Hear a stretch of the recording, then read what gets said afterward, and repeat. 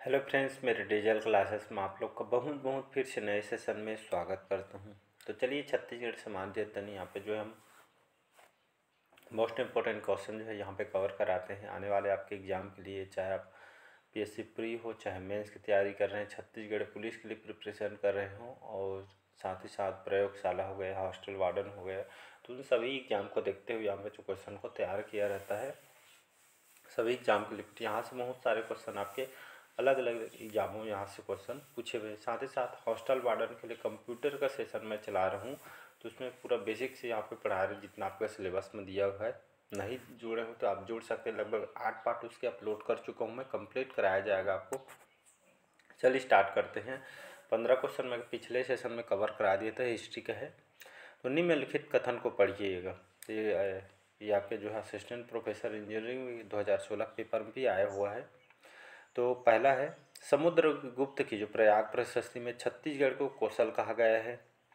समुद्रगुप्त ने अपने दक्षिण अभियान में कौशल के राजा महेंद्र को पराजित किया था और उसने इस राज्य को अपने साम्राज्य में सम्मिलित कर लिया था। तो यहाँ पे जो है सही उत्तर का चुनाव करना है यहाँ पे।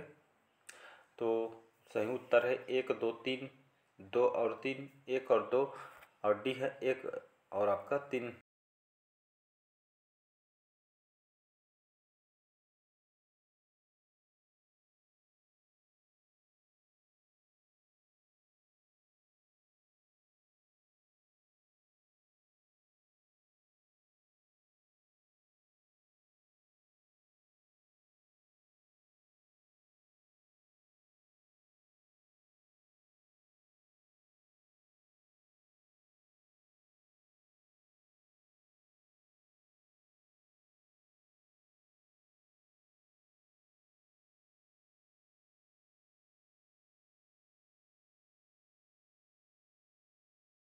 और होने लगे साथ साथ जो है ये जो रेवा नदी के रूप में भारत में जो उल्लेखित किया गया है, और कह सकते हैं उत्तर वैदिक काल में छत्तीसगढ़ का वर्णन यहाँ पे मिलता है। तो यहाँ पे जो है वैदिक काल को छत्तीसगढ़ में किस नाम से जाना जाता है? तो दक्षिण कोसल, छत्तीसगढ़, दनकारण्य, या इनमें से कोई नहीं।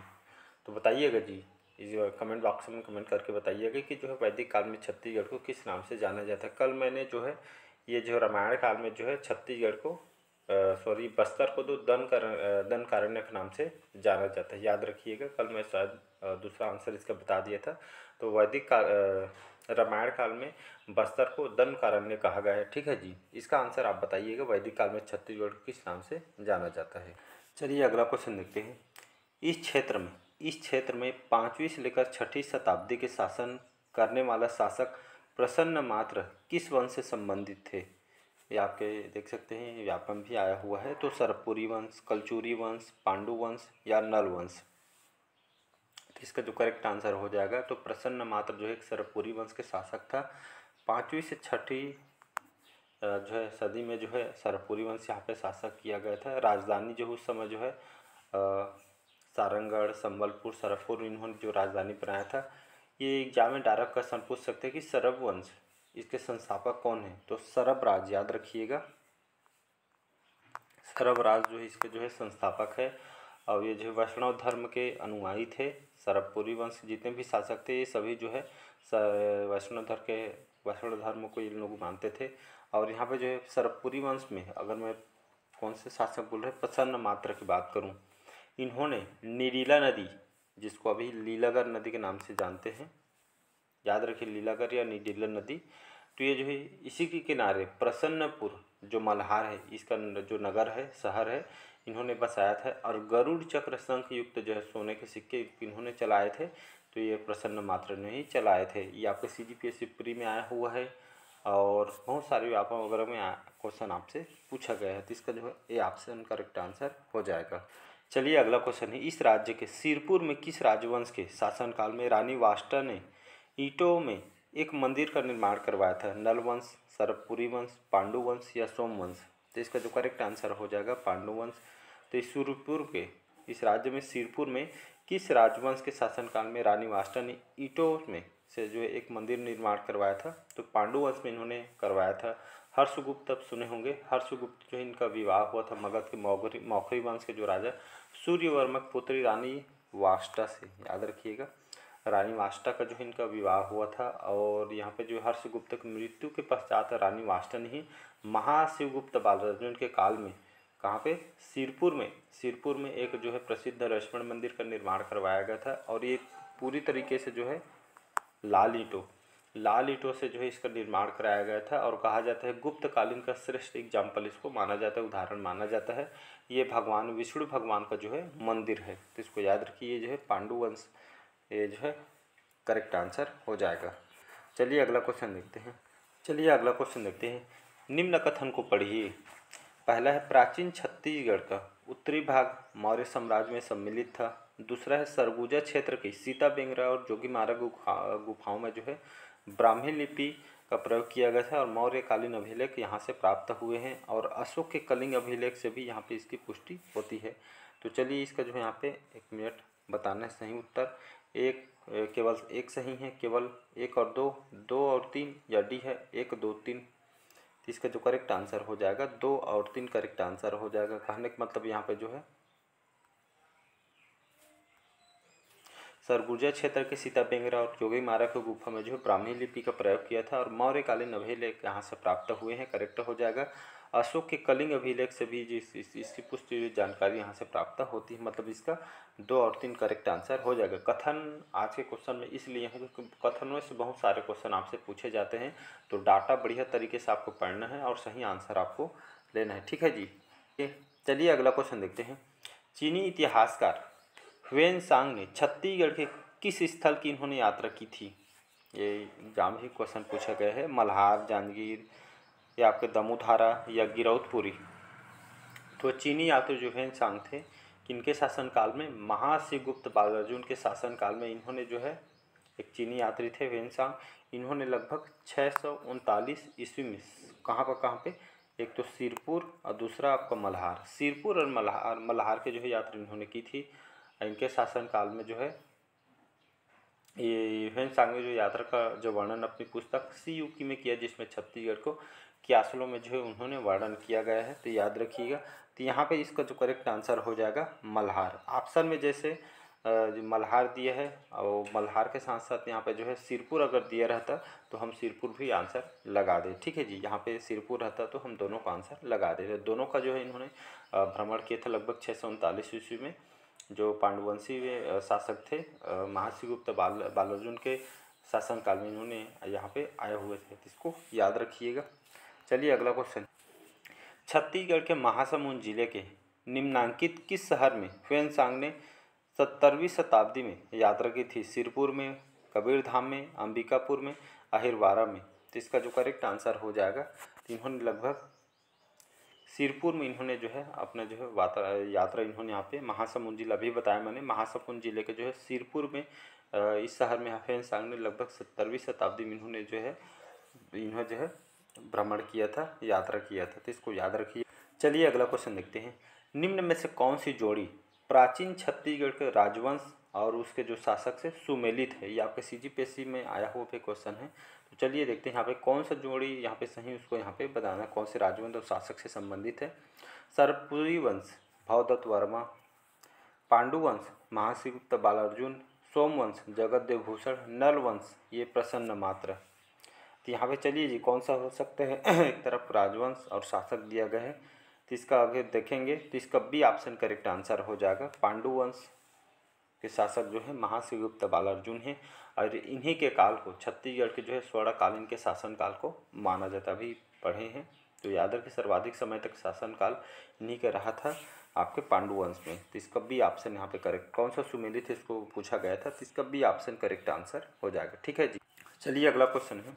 समुद्रगुप्त की प्रयाग प्रशस्ति में इस राज्य को निम्नलिखित में से किस नाम से संदर्भित किया गया है? व्यापा में आया हुआ क्वेश्चन है। दक्षिण कौशल, उत्तर कौशल, महाकौशल या आपका सीवी कौशल। तो इसका जो करेक्ट आंसर हो जाएगा ये ऑप्शन। तो समुद्रगुप्त की प्रयाग प्रशस्ति में इस राज्य को निम्नलिखित किसने संदर्भित किया है? दक्षिण कौशल, याद रखिएगा। तो समुद्रगुप्त कौन थे? तो ये आपके गुप्त वंश के शासक थे और हरिसेन कृत प्रयाग प्रशस्ति के अनुसार गुप्त वंशी जो राजा समुद्रगुप्त ने जो है अपने दक्षिण विजय अभियान के दौरान दक्षिण कौशल के जो राजा वाकटक राजा थे, वाकटक वंश के जो राजा थे महेंद्र सेन को इन्होंने हराया था और महाकांतार के नलवंशी राजा व्याघ्रराज को भी इन्होंने हराया था, इसको याद रखिएगा। और महासमुंद के जो कोपरा ग्राम में समुद्रगुप्त की पत्नी रूपा देवी के भी साक्ष्य यहाँ से मिले हुए हैं।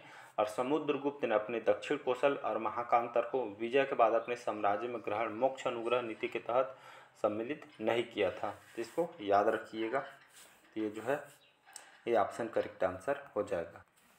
चलिए अगला क्वेश्चन देखते हैं।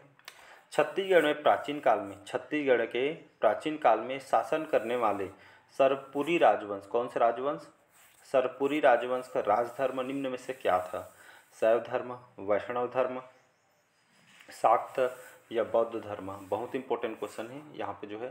तो इसका आंसर आपको जो है पता होगा, मतलब जो है एग्जिट पता होगा, तो यहाँ पे कंफर्म, तो यहाँ पे करेक्ट आंसर हो जाएगा वैष्णव धर्म। याद रखिए सरपुरी वंश के जितने भी शासक थे, जैसे सरबराज हो गया, इसके बाद प्रसन्न मात्रा, फिर आपका जयराज, प्रवर राज प्रथम, सुदेवराज, प्रवर राज द्वितीय, ये सभी जो है सरपुरी वंश के शासक थे।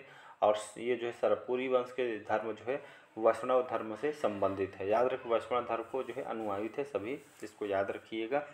सरपुरी वंश जो है 5वीं से 6ठी सदी में इन्होंने यहाँ पे शासन किया था, तो इसको याद रखिएगा। इसके संस्थापक कौन है? तो सरपुरी वंश के संस्थापक सरबराज है, ठीक है जी।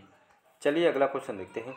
समुद्रगुप्त के दक्षिण अभियान में पराजित कौशल राज्य के राजा निम्नलिखित कौन थे?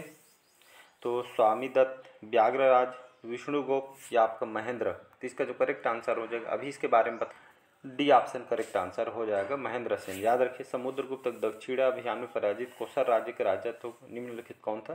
तो महेंद्र सेन थे, इन्होंने यहाँ पे हराया था। डी ऑप्शन करेक्ट आंसर हो जाएगा। चलिए अगला क्वेश्चन देखते हैं। सरपुरी राजवंश के किस शासक ने स्वर्ण सिक्के प्रचलित किए थे? ये आपका CGPSC देख सकते हैं जी, मेंस में भी क्वेश्चन आपका हुआ है, तो मेंस के लिए भी सफिशिएंट है, ठीक है जी, कोई भी एग्जाम हो।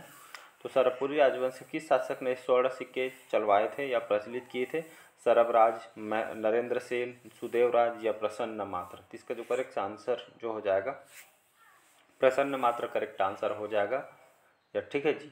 और प्रसन्न मात्र जो है मल्हार अभी वर्तमान में जो नगर इन्होंने बसाया था। और गरुड़ चक्र शंख युक्त जो सोने के सिक्के जो यहाँ पे इन्होंने चलाए थे। ये यहाँ से बहुत सारे क्वेश्चन मेंस वगैरह प्री वगैरह में ये क्वेश्चन आपसे पूछा जाता है, तो बहुत इंपॉर्टेंट है यहाँ, ये जैसे टाइप के क्वेश्चन आपसे पूछे जाते हैं, पूछे भी गए हैं। चलिए अगला क्वेश्चन है। सरपुरी ताम्रपत्रों पर क्या नहीं होता था? सरपुरी वंश के ताम्रपत्र जितने भी मिले हैं साक्ष्य, यहाँ पर क्या नहीं होता था ऐसा पूछा जा रहा है। और एक क्वेश्चन जो है CGPSC मेंस 2011 में क्वेश्चन आया हुआ है। तो ताम्रपत्र जारी करने का जो तिथि और वर्ष डेट बोला जा रहा है, और ताम्रपत्र जारी करने के जो स्थान होते थे, ताम्रपत्र के लेखक और उत्कीर्ण का नाम या ताम्रपत्र पर चित्र। तो यहाँ सरपुरी जो वंश के ताम्रपत्र क्या नहीं होता था? तो उसमें ताम्रपत्र पर जो है चित्र नहीं होता था, मतलब डी ऑप्शन यहाँ पे करेक्ट आंसर हो जाएगा, ठीक है जी, डी ऑप्शन करेक्ट आंसर हो जाएगा। तो ताम्रपत्र पर चित्र वगैरह यहाँ पे जो है नहीं होता था। चलिए अगला क्वेश्चन देखते हैं। सरपुरी अमरार्य कुल के शासक किस धर्म का पालन करते थे? तो क्वेश्चन आपसे घुमा के पूछ सकते हैं, और देखिए ये क्वेश्चन आपसे पूछा भी गया है, ये आपका जो है CGPSC मेंस 2011 में आया हुआ है। तो सरपुरी अमरार्य जो है कुल के शासक किस धर्म का पालन करते थे? वैष्णव धर्म, बौद्ध धर्म, जैन धर्म या शैव धर्म? तो इसका जो करेक्ट आंसर हो जाएगा तो वैष्णव धर्म, ठीक है जी। तो सरपुरी वंश जो है कौन से धर्म को मानते थे? इन लोग जो है वैष्णव धर्म को मानते थे। संस्थापक कौन है सरपुरी वंश के? तो आपके सरबराज जो है इसके संस्थापक थे। ये जो इनके धर्म को कई बार जो है मेंस में भी प्री में और बहुत सारे जो है इसको नाम से जाना जाता है। इस सरपुरी वंश को अमरार्य कुल या अमर राज कुल के नाम से भी इसको जाना जाता है। मतलब बहुत बार ये क्वेश्चन रिपीट भी किया है अलग अलग घुमा फिरा के, तो इसको याद रखें। चलिए लास्ट क्वेश्चन है आज का। किस वंश के जो शासक थे जिन्होंने त्रिकलिंगाधिपति विरुद्ध धारण की थी या धारण किए हुए थे, धारण करते थे? ये आपके CGPSC मेंस 2011 में भी क्वेश्चन पूछा है। तो त्रिकलिंगाधिपति जो है उपाधि किसने धारण की थी, ऐसा भी क्वेश्चन आपसे पूछा जा सकता है घुमा के। सोमवंश, सरपुरी वंश, राजर्षि तुल्य कुलवंश या इनमें से कोई नहीं? इसका जो करेक्ट आंसर हो जाएगा सोमवंश। तो सोमवंश के जो शासक थे तो इन्होंने त्रिकलिंगाधिपति जो है उपाधि इन्होंने धारण की थी। सोमवंश के कौन से शासक ने, तो याद रखिएगा महाभवगुप्त, महाभवगुप्त इन्होंने यहाँ पे जो है त्रिकलिंगाधिपति की उपाधि इन्होंने धारण की थी ओडिशा के सोमवंश के अंतर्गत, इसको याद रखिएगा। तो चलिए आज का सेशन आप लोग को कैसे लगा कमेंट करके ज़रूर बताइएगा। पहले बार आए तो चैनल को सब्सक्राइब करके रख लीजिएगा ताकि नोटिफिकेशन जो है आप तक पहुँच पाए। चलिए थैंक यू।